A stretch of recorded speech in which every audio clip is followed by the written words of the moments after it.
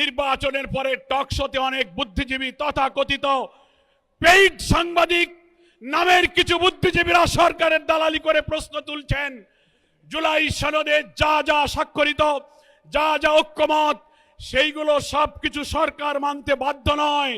মনে রাখবেন, সংখ্যাগরিষ্ঠতার জোরে যদি আবার ফ্যাসিবাদের মতো এই বিপুল গণভোটে হার জয়যুক্ত হওয়ার পরে জুলাইয়ের রক্তের সাথে বেইমানি করে জুলাই সনদের ভিত্তিতে নতুন বাংলাদেশে বিদ্যমান রাষ্ট্র সংস্কার করে নতুন রাষ্ট্রের কাঠামো তৈরি করা না হয়, আরেকটি জুলাইয়ের তৈরি হবে কিন্তু বলে দেন। দেশবাসী ঐক্যবদ্ধ থাকতে বলবো।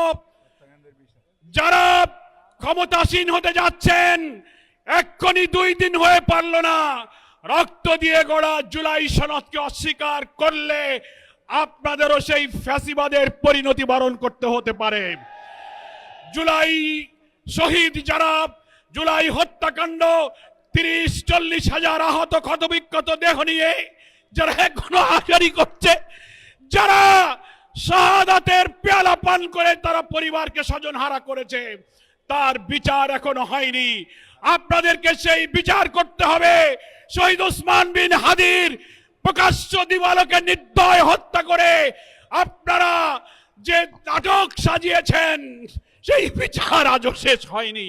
আমরা বলতে চাই, এই সরকার যারা আসবেন তাদেরকে জুলাই আন্দোলনে আহতদের, শহীদদের, ওসমান হাদির খুনিদের বিচার করতে হবে।